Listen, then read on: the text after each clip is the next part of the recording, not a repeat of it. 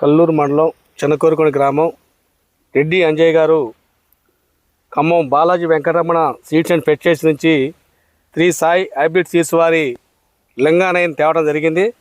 ఆ విత్తనప్పుడు మీరు చూస్తున్నారు కదా ఎలా ఉందో. చెట్టు దగ్గర 4 అడుగుల పైన పెరిగింది. చెట్టు నుంచి పైన దాకా కింద గొలుసు కాయ ఉంది. కాయ కలర్ కూడా బాగుంది, రెడ్ కనుక బాగుంది. అలా అసలు దీన్ని యాజమాన్య పద్ధతులు ఎలా పాటించాడో అంజయ్య గారు వారి మాటలు తెలుసుకుందాం. అంజయ్య గారు ఇత్తనం ఫస్ట్ కాంచి ఎట్లా ఉందండి మీరు పెట్టిన దగ్గర నుంచి? ఫస్ట్ కానుంచి బాగుందండి. 7 వర్షాలు ఎక్కువ అండి. వర్షాలకు కూడా అన్నిటి మీద పక్కనున్న తోటల అన్నిటి మీద కూడా బాగా తట్టుకోగలిగిందండి. పక్కనున్న తోటలన్నీ పోయినా కానీ మన తోట బాగుందండి.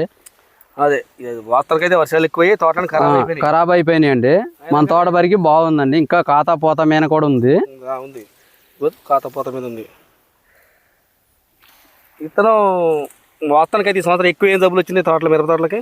నల్లేనండి. నల్లి ప్రభావం ఎక్కువ ఉంది. మళ్ళీ కాయమచ్చ అనేది అంటున్నారు. మన దాంట్లో కాయమచ్చ కానీ నల్లి ప్రభావం కానీ అన్ని విధాలకు కూడా బాగుందండి.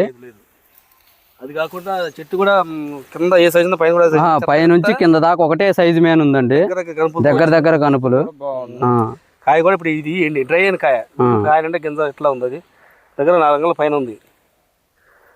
ఇప్పుడు మా వాస్తవానికి అయితే ఈ సంవత్సరం అధిక వర్షాల వల్ల కొన్ని తోటలు ఓటపొట్టి ఎర్రబారిపోయినాయి.